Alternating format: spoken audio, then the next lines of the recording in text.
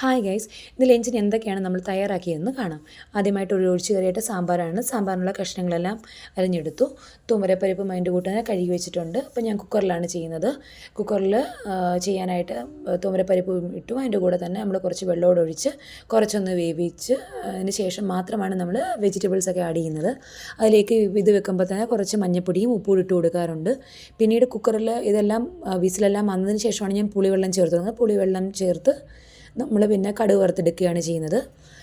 തുമരപ്പരിപ്പ് ഒന്ന് വെന്ത് വന്നപ്പോഴത്തേക്കും നമ്മളതിലേക്ക് ബാക്കി നമ്മൾ കട്ട് ചെയ്ത് വെച്ചിരിക്കുന്ന വെജിറ്റബിൾസ് എല്ലാം അവിടെ ചേർത്ത് കൊടുത്തു.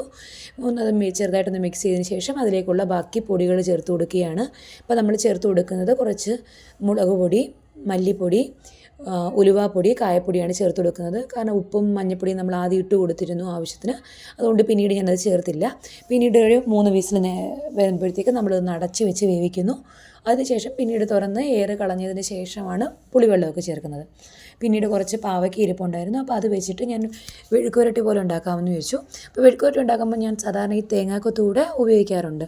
അപ്പോൾ തേങ്ങാക്കൊത്ത് ഇടുമ്പം നല്ലൊരു ടേസ്റ്റാണ്. നമ്മൾ കടിക്കുമ്പോഴെല്ലാം ഒരു ക്രിസ്മസും അതിനകത്ത് നമുക്ക് ഫീൽ ചെയ്യും. അതുകൊണ്ട് നിങ്ങൾ ചെയ്തിട്ടില്ലെങ്കിൽ ഇങ്ങനെ ഒരു പ്രാവശ്യം ഒന്ന് ട്രൈ ചെയ്ത് നോക്ക്.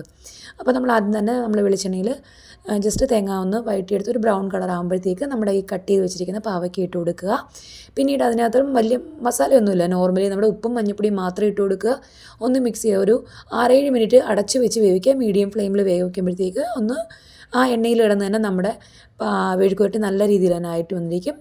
പിന്നെ മെഴുക്കുവരട്ടി പിന്നീട് അതിൻ്റെ കൂടെ തന്നെ ഒരു തോരനായിട്ട് ഞാൻ ഉദ്ദേശിച്ചിട്ടുണ്ടായിരുന്നു. അതിന് വൻപയർ ഞാൻ കുറച്ച് കുതുക്കാനായിട്ട് രാവിലെ ഇട്ടിട്ടുണ്ടായിരുന്നു. അതിപ്പോൾ ഏകദേശം കുതിർന്ന് വന്നിട്ടുണ്ട്. അപ്പോൾ അതിൻ്റെ കൂടെ കുറച്ച് തേങ്ങയും കുറച്ച് മുളക് പൊടി, മഞ്ഞൾപ്പൊടി, ജീരകം കൂടെ ചേർത്ത് ഒന്ന് ഒരു തോരനാക്കാനായിട്ടാണ് എടുത്തേക്കുന്നത്. അത് നമ്മൾ 2 രീതിയിൽ നിങ്ങൾക്ക് എടുക്കാം. എണ്ണ ഒഴിച്ചിട്ട് വെളിച്ചെണ്ണ ഒഴിച്ചിട്ട് നമുക്ക് അതിനകത്തോട്ടിട്ട് ചെറുതായിട്ടൊന്ന് വഴറ്റിയിട്ട് പിന്നീട് വെള്ളം ചേർത്തെടുക്കാം. ചിലർ ഡയറക്റ്റ് വെള്ളം ചേർത്തൊന്ന് ചെറുതായിട്ട് വേവിച്ചെടുക്കുകയും. ഇപ്പം ഞാൻ പിന്നീടാണ് വെള്ളം ഒഴിച്ചത്. ഒരുപാട് നേരം നമുക്ക് വേവിക്കേണ്ടതായിട്ട് വരത്തില്ല. കാരണം നമ്മൾ ഓൾറെഡി കുതിർത്ത് വെച്ച ആയതുകൊണ്ട് അത്ര വേവിക്കാനായിട്ട് സമയം എടുക്കേണ്ടി വരില്ല. അതിനുശേഷം ഒന്ന് വെന്തോ നോക്കിയതിന് ശേഷം നമ്മൾ ഈ തേങ്ങയുടെ മിക്സ് എല്ലാം അതിലേക്ക് ചേർക്കുക. ഒരു 2-3 മിനിറ്റ് ഒന്ന് അടച്ച് വെച്ച് വേവിച്ചതിന് ശേഷം നമ്മുടെ തോരനും ഇവിടെ റെഡി ആയിരിക്കുകയാണ്. ഇപ്പോൾ നമ്മുടെ ലഞ്ചിനുള്ള ബാക്കി സൈഡ് ഡിഷുകളെല്ലാം റെഡിയായി. നമുക്കൊന്ന് നോക്കാം എന്തൊക്കെയാണ് നമ്മൾ എടുത്ത് വച്ചിരിക്കുന്നത്. നമ്മളപ്പോൾ കുറച്ച് ചോറെടുത്തു. അതിൽ നമ്മൾ സാമ്പാർ കൂടി ഒഴിച്ചിട്ടുണ്ട്. പിന്നെ സൈഡ് ഡിഷായിട്ട് മെഴുക്കുവരട്ടിയും തോരനുമായിരുന്നു. വൻപയറിൻ്റെ തോരനും പാവയ്ക്ക മെഴുക്കുവരട്ടിയും എടുത്തു. പിന്നീട് ഇത് നമ്മുടെ നാട്ടിൽ നിന്ന് കൊണ്ടുവന്ന മീനച്ചാറാണ്. നല്ല ടേസ്റ്റി ആയിട്ടുള്ള മീനച്ചാറാണ്. അതുകൂടി നമ്മൾ ഇതിൻ്റെ കൂടെ എടുത്തിട്ടുണ്ട്. ഇതാണ് നമ്മുടെ ഇന്നത്തെ ലഞ്ച്. ആർക്കെങ്കിലും ഈ മീനച്ചാറിൻ്റെ റെസിപ്പി വേണമെങ്കിൽ നിങ്ങൾക്ക് കമൻറ്റ് ചെയ്യുക.